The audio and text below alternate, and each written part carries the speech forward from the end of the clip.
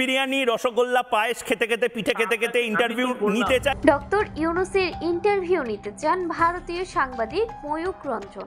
তবে এবার শুধু ইন্টারভিউ নয়, একসঙ্গে বসে খেতে চান কাচ্চি, পায়েস ও পিঠা।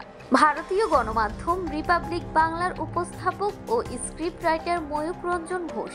বাংলাদেশে অনেকে তাকে মজা করে হকার সাংবাদিক বলেও ডাকেন। এবার সেই সাংবাদিকের মুখোমুখি প্রধান উপদেষ্টার প্রেস সচিব শফিকুল আলম। জবাব চায় বাংলা নামের এদিনের টক শোতে উঠে আসে বাংলাদেশের বিভিন্ন ইস্যু।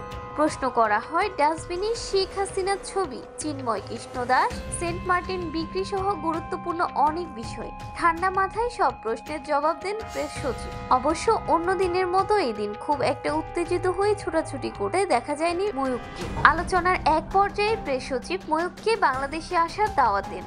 মুখে মুখে না শুনে সরেজমিনে বাংলাদেশের পরিস্থিতি পর্যবেক্ষণের কথা বলেন। এ সময় ময়ূক বলেন তিনি আসবেন, বাংলাদেশে এসে কাচ্চি, পায়েস ও পিঠা খেতে চান।